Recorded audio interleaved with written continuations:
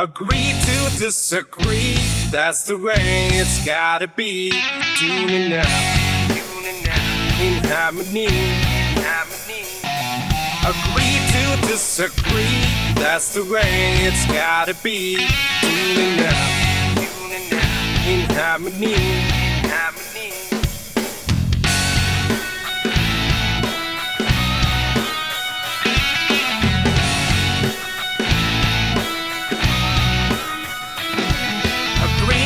Disagree. You started extremely young at the age of 7. You were coding when people didn't know the Greek or Latin of computers, and no one knew that there would be a real career of gaming in India. Yeah. What were you thinking back then, and what inspired you to do this? Sure. It's a very interesting story where my father bought me a Atari when I was 5, and I was just hooked to gaming. Like, it became my first love, my passion, everything. And then he probably saw my interest in it, so he bought me what was called a ZX Spectrum. ZX Spectrum was like a mini computer before the PC really arrived on the scene. And this I'm talking of like 1985 or 1986, right? Yeah. So way long back. And once I got the ZX Spectrum, it ran on basic language, and I went from playing games at the age of 5 to coding games in basic at the age of 7. So I was programming my own games at 7, and that became opened up a whole new world for me. So I started doing that, and then while my family came from a textile background, my whole passion just went here. Yeah. So now looking back, I think the last 40 years I've just been doing this. And I think I'm one of the lucky ones to have discovered his passion so early in life, and then had the opportunity to pursue it all the way to taking Nazara as India's first listed company in the gaming space and beyond. So you didn't follow like the typical path that like most people do. You didn't go to like an IIT or like a US college, and like nor did you have like a structured like business like idea when you were like young. But then like what basically got you the idea to thinking about Nazara and growing it so big? See, if I go again way back in time, right, I think my family was a business family. While in a different business, textile business, but my grandfather, my father, they were all businessmen. So even as a kid, you automatically absorbed, doing business came to you naturally. And I think my grandfather instilled the values of money, the value of earning money. When I was 3-4 years old, every Sunday he used to make me do juta polish and earn 2 rupees. Or clean his desk and office desk and earn 10 rupees. So that came very early. So I was always entrepreneurial from a very young age, trying to do something. For example, when I was 10 years old or 11 years old, I used to run a local newsletter around where I used to live. All the society members used to subscribe. And I used to go and interview well-known personalities like you are doing today. I mean, I'm not well-known, but like Sunil Gavaskar and so many others I remember. So something or the other I was always doing. And then, like you said on education, right? Like any business family, the plan was in those years, the plan used to be that you do your BCom over here and then go and do an MBA in the US. Somehow while I was very hands-on on programming and computers and technology, somehow me and my family never thought about engineering or computer science. Maybe we should have, but somehow it was a business family mindset that you do your BCom and then do an MBA. I went to Sydenham College, but I had already started doing a lot of stuff around technology, businesses. I had a company that I used to make websites for different companies, etc. Right? So I went to Sydenham College, and I'm proud or not proud that I attended all of 8 lectures over 5 years. I think it's too late now for the college to take away my degree. Right? But I was doing many other things in the college. I used to be very active in the computer center over there. So I learned a lot of stuff hands-on. I had a mentor who was a very famous actor Shami Kapoor. I don't know if you even heard of Shami Kapoor at your age, but many others would have. In the, he used to have these Macintoshes in his. He was a lot into the computers and internet. So I used to bunk college and go into his home and sit on all these Macs that I didn't have access to. I was 16, 17 that time. So I didn't really pursue education. What happened is, because I started Nazara in college, this dream of going to the US for an MBA never really materialized, because once you start a business, you get more and more into it, the ups and downs of it, and it just kind of surrounds you. So I never landed up going for my MBA, and I always told people I'm BCom, or because I attended so less, I often told people I'm 10th standard pass. But recently the Bennett University, the Times Group University, awarded me an honorary doctorate. So now my parents are happy that was you studied something. So like, did your parents like sort of influence you like to take this like job and like not job, but like to like grow Nazara as a whole? Yeah, absolutely. I don't think we could have achieved any of this without my parents' financial and moral and active support, right? So I think, like they say, there's a famous saying, it takes a village to raise a child, right? And we are a lot because of our family and friends, right? Of course, my parents played a very integral role to support me, because you have to remember, when I started Nazara in 98, 99, gaming didn't exist as a business, right? Especially in a place like India. So people were like, what are you fooling around with, right? Okay, you play games 2-3 years, you do this, then go back to do something serious. But my parents never thought that. So if like there's a 14-year-old child like me today, and they want to like get into the gaming industry, then do you think they should like A, maybe like focus on coding and computer science, or B, like focus on understanding games and like playing games? I think increasingly in today's world, as AI is becoming so prevalent and progressing in such a fast pace, I think computer science, etc., is dropping in terms of its real value that it can offer you. That's what I feel, especially for gaming, because if you want to code a game, you really don't need to know coding per se. You can just like put it in AI. Right? You've got Claude and all, which is doing fantastic work. Maybe it's not fully there, but in the next year, 2 years, it will get quickly there. I think understanding the product, understanding what the consumer or your player wants, how do you get that experience, and how do you execute to that? I think that is very important. And finally, understanding what is the business about, right? How am I going to monetize? How am I going to differentiate? What is going to be my moat? I think those things are very important. I mean, look at me, right? I don't have any computer science, but I'm still running this company for 26 years. So I think today the focus of product and focus of keeping your business thinking on is the biggest priority. Okay, so as you were saying that like coding now is like starting to like deteriorate, because even like my friends like till like last year they were taking classes, but now they've like stopped because they don't see like a future in like coding, because they think that AI is obviously like growing very fast and like it can code faster and better than normal people. So do you think that coders are gonna like just like become unnecessary in the future, or maybe like they have to adapt to whatever, like they have to adapt to like AI and like that circumstance? I think plain vanilla coding is really going to be outdated. I think AI is already at a place where it's moving very fast and able to do 80-90% of what is needed to be done. So I think plain vanilla coding is not a line I would encourage today's youngsters to go down. So now, can you just tell us about Nazara and like how it all started, its highs, its lows? Yeah, sure. I mean, it's a very long story, right? Because it's 26 years of stories, but I'll try and put it in a very summary format. I think when I started in 98, 99, the dream was to build a large gaming company in India or out of India for the world.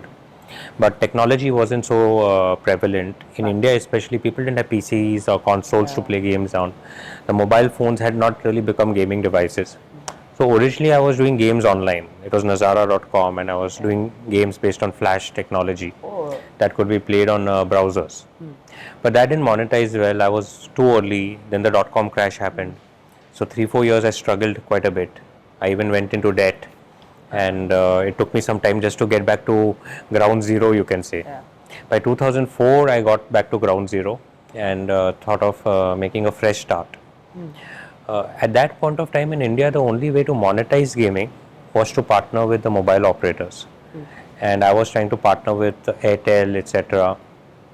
But I was a very small, unheard of company, and it was difficult to get those deals. One big breakthrough I had was to partner with Sachin Tendulkar in 2004. And I made a demo and went to him, went to his home, showed it to him. He really liked it, and he did a deal with me.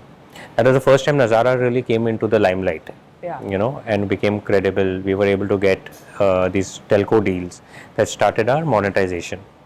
Also, in 2005, I got Westbridge Capital to invest in the company.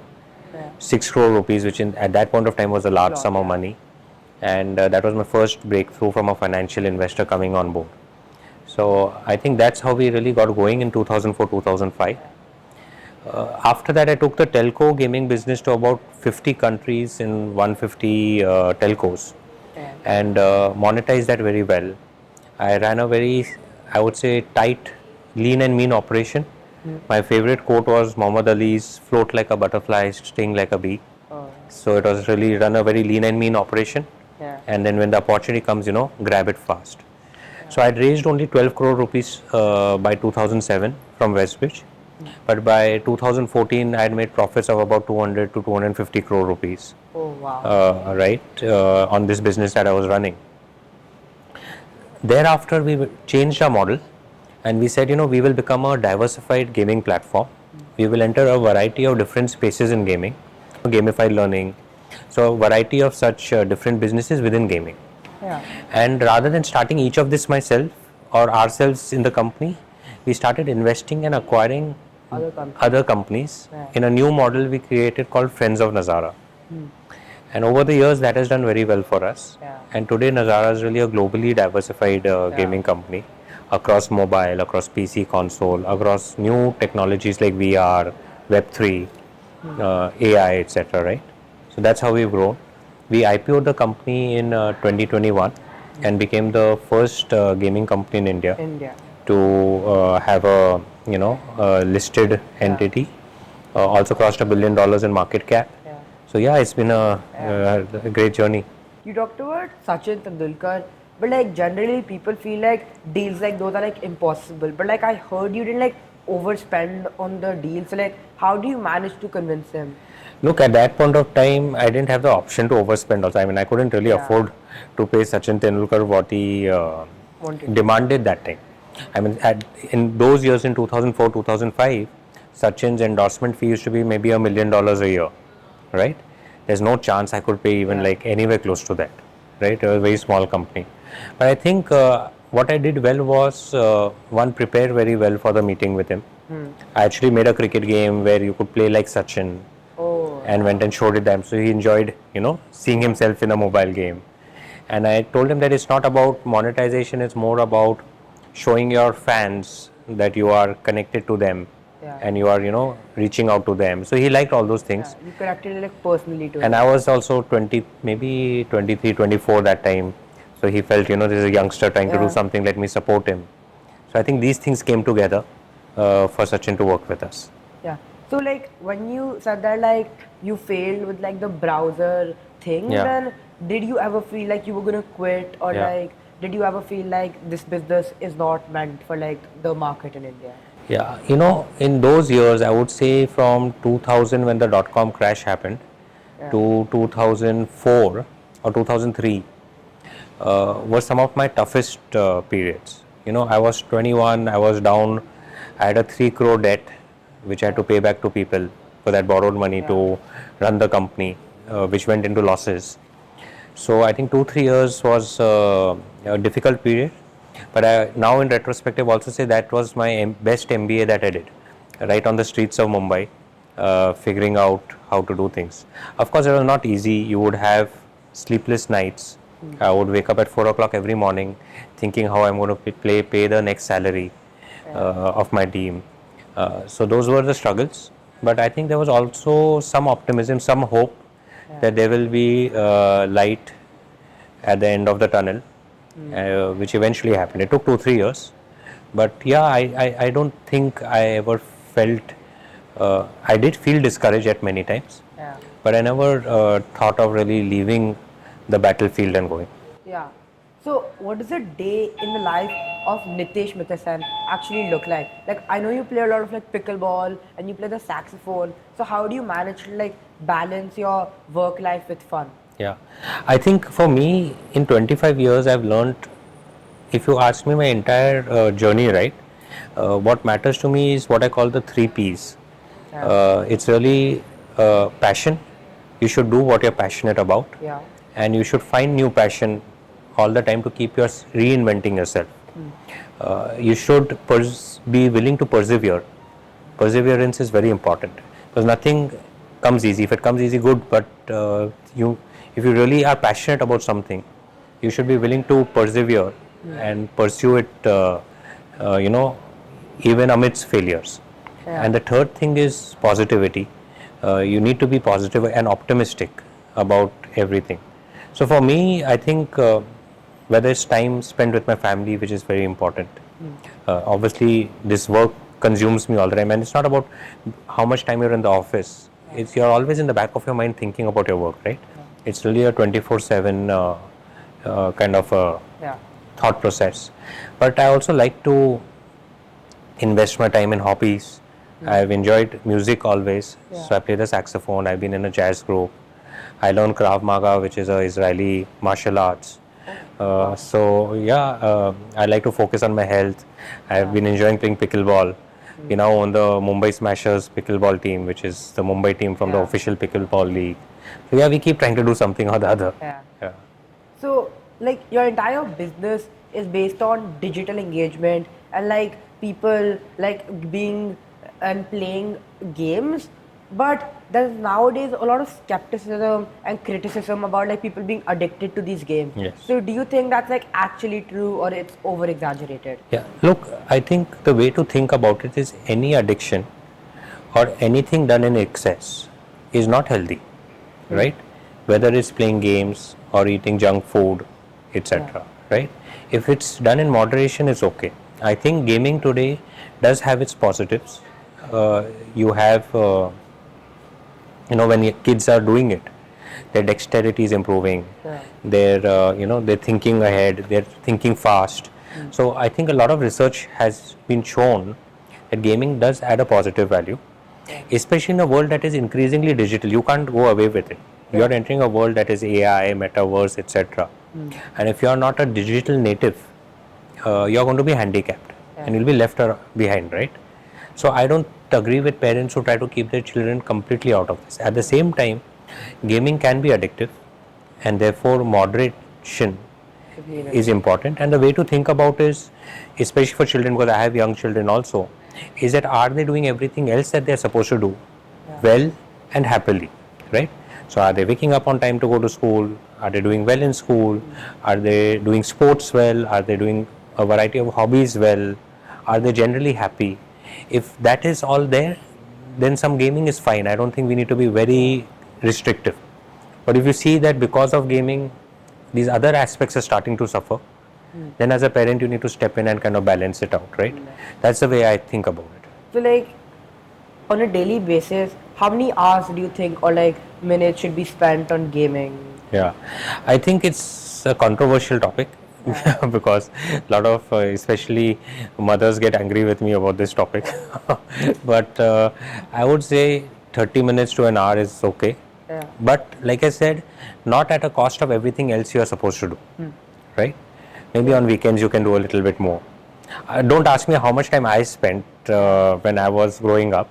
It was probably 10 hours a day, right, in front of my computer, and my parents never stopped me. Yeah. Do you think like time spent online can actually like be productive sometimes? Time spent online. Yeah. Of course, today whether it's AI or what you're browsing, there's so much information online.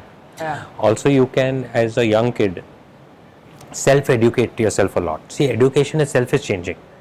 Yeah. For example, today, traditional education has been you go to class, you're in grade 5, you're in grade 6, and you will study as per that, right? But when you're doing in today's world with AI, etc., you can use ChatGPT and set up an online tutor over there, Yeah. which will just let you progress on your own merit. Yeah. You can be in grade 5, but you could also be studying grade 7, Yeah. depending on your own aptitude, right? So I think there's so much self-learning possible that definitely it can be productive. So, India recently regulated like online betting platforms like Dream 11 and My 11 Circle. So, how did this impact Nazara and how did you deal with it? Sure. So Nazara did not consolidate any revenues Yeah. from real money gaming. In India, games of skills earlier were allowed, then the Proga has banned it, and Nazara did not consolidate any revenues from there. Oh. So we've had relatively minimal impact on ourselves. We had one investment which we wrote off, but outside of that, it has not impacted us.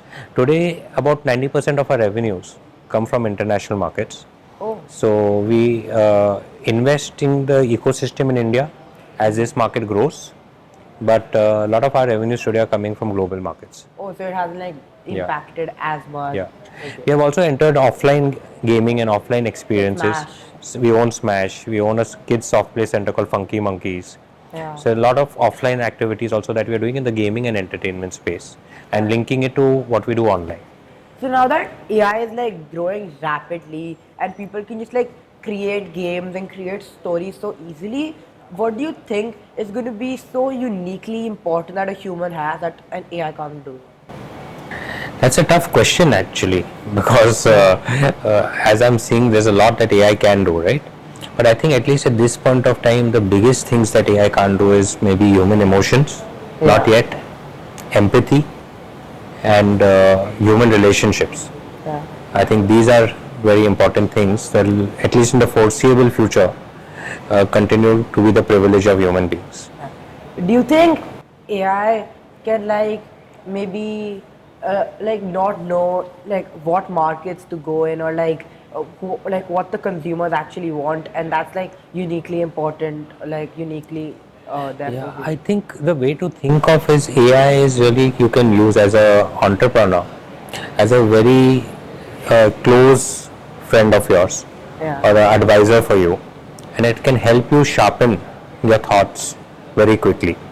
So it's not about what AI can do or not, but you use it as a tool Yeah. to really think fast, better, faster, verify what you're thinking, and I think that's how I'm using it today. Yeah. In the future, where do you think Nazara is going to reach, and what do you think like other plans you have with Nazara? Yeah. So I think we are at a vantage point where I feel much closer to the original dream I had. Yeah. That Nazara can really be one of the world's well-respected gaming companies and the first one from India to establish itself at a global stage. And that's what we are really excited about today. Yeah. Okay. So now this concludes the first part of this podcast. Now coming to the most interesting part of this podcast, agree to disagree. You can either agree, disagree, or we can agree to disagree. Okay. Okay. First, mobile gaming is going to dominate any other sorts of gaming. Agree. Esports will overtake traditional sports. Agree. Of course, I'll say that because it's that's what my business is. Gaming is going to become the next social network. It already is. So agree. Yeah. India is going to create the world's biggest gaming company in the next decade. It is already creating. Yeah. Yes. Social media should be banned for teenagers. Agree. It may be not banned, but maybe at least restricted. Yeah. Yeah. Criticism. Or regulated. Yeah.